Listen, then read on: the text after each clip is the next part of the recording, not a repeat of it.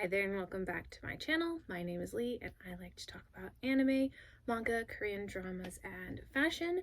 So if you are into any of that, then stick around. I will be using my tiny microphone for this because for some reason, every single one of my neighbors has decided to collectively mow their lawn at once. So I hope you can hear me. Today I'm going to be talking about some of the Korean dramas that I've been watching recently. I am very behind on making this video, so this will be part one, and then when I finish the roundup of things I'm currently watching right now, I will make that video. So yeah, let's just jump right into this.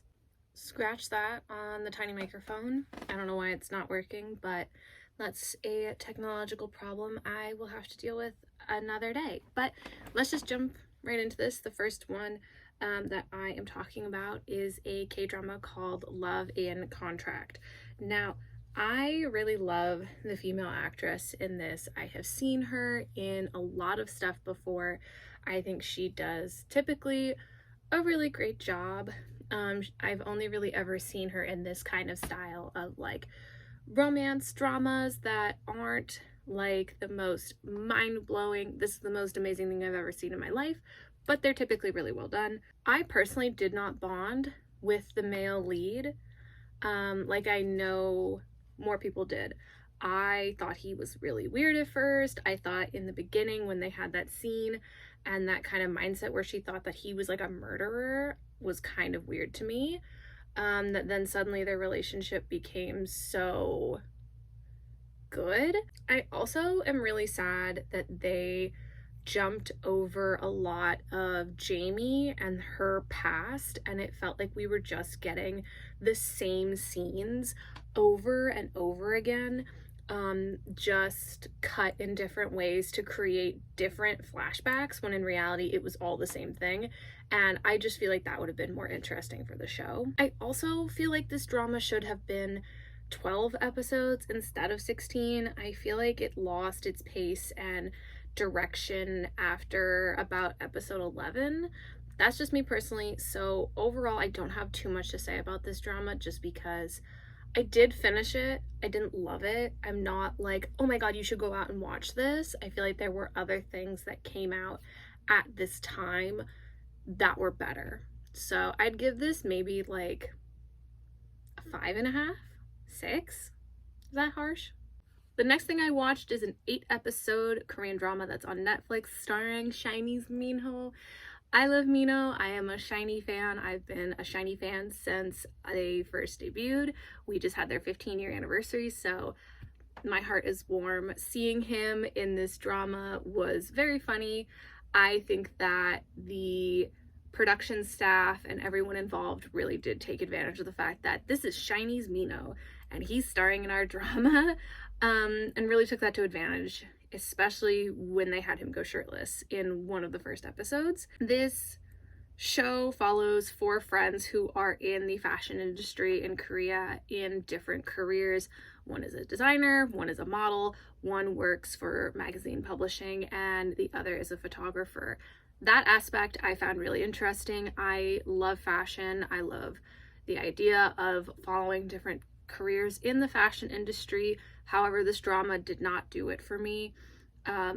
It had a very Western feel to it compared to most Korean dramas that I've seen, where it felt like they were trying to copy a style sort of like Gossip Girl or Gilmore Girls, or more of just like a Western style of shooting, the types of scenes and the way that it was done. It didn't feel very much like a typical Korean drama, and maybe that was the case also just because of the fact that it was only 8 episodes and they knew that going into it.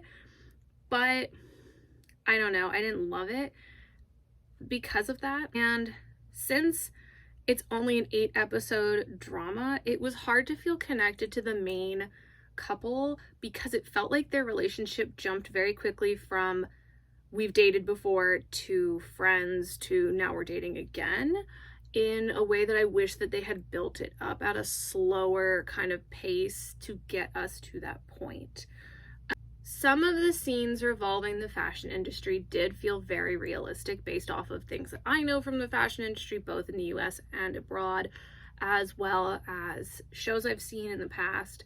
However, there were also a lot of scenes that I found very unrealistic, and for me, I have a really hard time watching dramas or shows in general that have unrealistic scenes. So because a lot of things felt very unrealistic, it was really hard for me to like watch the last 2 episodes of this drama where everything sort of just magically fell together and everybody got what they wanted. The designer became well known, the model got her new modeling career, the photographer's photography work was doing well, the girl ended up going to a really big magazine. Like, it just felt too like, oh my god, Cinderella's story, woohoo! And I'm really sad Mino didn't get to show off more of like his actual acting skills. So overall, I'd give this a 6 out of 10. If you're a Shiny fan, I would watch it. If not, I'd probably skip it. The next drama that I want to talk about is called The Glory. Now, before I start, The Glory is a 2-part series. It first came out with 8 episodes, and then it had a break, and then the second half came out.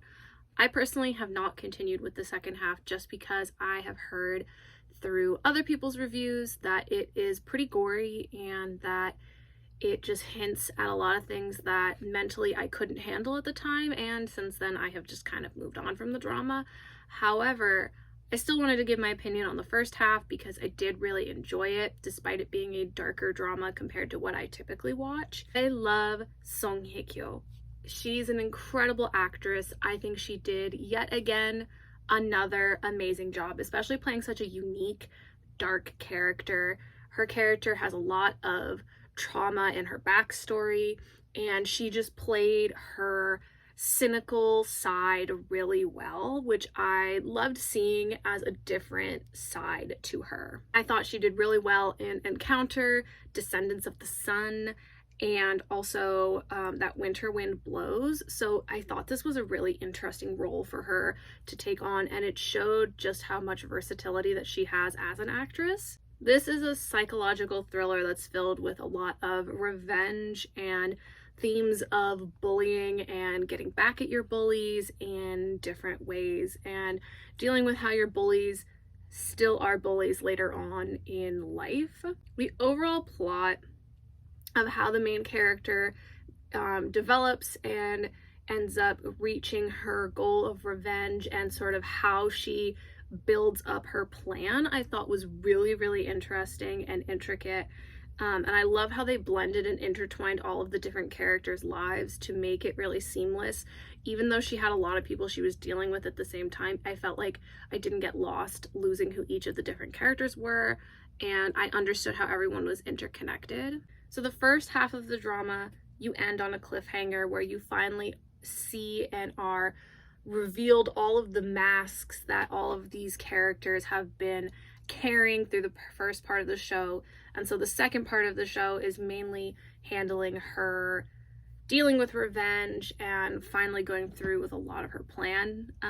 So yeah, if you're into more thriller, darker Korean dramas, this one is shot really well. Her acting's amazing, and I would definitely check it out. I kept seeing lots of clips from Love to Hate You on TikTok, and so that is primarily what made me watch this drama. It is a short 10-episode drama compared to the standard 16 that is currently on Netflix still. It aired on Netflix. I'm new to most of the actors. I didn't really recognize everyone, so I went into this with no expectations other than the clips that I had seen pulling me in from TikTok. The Korean drama itself is a very typical fake dating drama, so I wasn't really blown away in that aspect of that romance drama, but I thought overall it was cute. I found it really interesting though that she's a stunt double and that she really likes stunt double work, and I kind of wish they had talked about that more in the drama and maybe shown more of like what it's like to be a woman in the stunt double industry, especially in Korea. However, I'm sad because when I saw the clips of the show on TikTok and was reading the description, I thought that her main career was being a stunt double and that it wasn't just like, I'm aspiring to be a stunt double and I'm really curious and interested in it. So I'm kind of sad that they didn't just have her actually being a stunt double like in the industry. My favorite relationship out of everybody in the drama was actually between the female lead and the older female actress who hires her. I thought they were really funny. Their dynamic was really interesting. the way that they interacted with each other was just so much fun and enjoyable to watch that I kind of wished they were more of the focus than anything else. Overall, I thought it was a really cute drama. It's only 10 episodes. I'd give it maybe 7.5 out of 10. I would recommend it if you're looking for just something like cute to watch at like the end of the day. I have only heard amazing things about Crash Course in Romance, and that was mainly why I decided to watch it. I saw a couple clips on TikTok, but nothing too major, but I saw people on Instagram and Twitter posting about it, and I decided, you know what, let's give it a shot. It looks interesting. I haven't seen a lot with the main female actress, but apparently she is very famous in Korea. She is an older female actress because her character does have a kid who's older. I believe her daughter's in high school. So it makes sense. I think that the dynamic between the main female actress and the main male actor was really good. I thought they both did amazing, and it made me really excited to see a dynamic of an older woman with a younger man in a Korean drama. When I know some people, like, I kept seeing comments about it places, but I loved that. Her daughter was in the Korean drama Our Blues, which I really loved. I loved seeing her in that. I thought her acting was really good in that, so I really was excited to see her in something else, and I hope that as she gets older, we see her starring in more dramas, and maybe as she gets older, maybe having a female lead role. I think that would be really cool.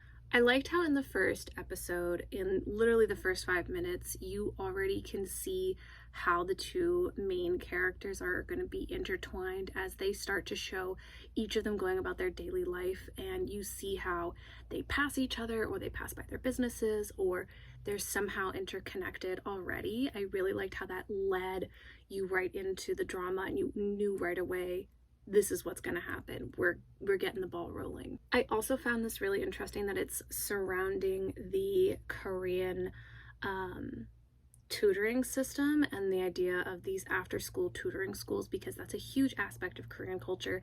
And it was just really interesting to see like someone who chose to go into teaching specifically as that, and just everything around that. I thought the whole industry really interesting because there is a competitiveness between those teachers at different like academies, and also a really intense pressure on students between the different schools, even within the same school. So I found that really interesting that they covered that cultural aspect of it. I loved so many aspects of this drama. I thought that it had romance of all different ages and different levels, which I really liked. I liked that it did have some thrill to it and mystery and a little bit of like darkness sprinkled into it, with not necessarily involving all of the characters, but some, and I liked that. Every single actor did a really great job. I loved all of the characters. There wasn't really even a character I didn't like, because I thought the character development in so many of them, especially in the kids, was really, really well done. So I hope to see some of those younger kids who played the high school students someday as the future leads of Korean dramas. I think that would be really fun. I also really loved how the drama naturally built up the relationship between the male and the female leads, because I feel like a lot of times it's almost like there's a switch and it's like, okay, you went from enemies to lovers, or you went from friends to lovers, or you kind of just like, there's one initial scene that's like, okay, now everyone's happy and they're together. But this, it was a naturally building up and developing cycle, and you got to see more in the characters' heads about like, why do I like her? Why do I like him? Do I like him? What's happening? I can't do this kind of a mindset. And so I hope more dramas start to do that, where you actually get into the characters' heads a bit more. I know they only get 16 episodes typically, so this was really refreshing to watch. Thank you so much for watching. I know this was sort of a quick one, so I will link down below my blog post where I have more detailed thoughts on everything. I just wanted to get the ball rolling again on posting more of my typical anime, manga, Korean drama content. Maybe at some point I will post what I've been reading recently. In terms of mangas and manhwas, I have started a lot of things. I've also finished a lot of things. And at some point, I will definitely have an updated Korean drama review for you. So, yeah, thank you so much for watching.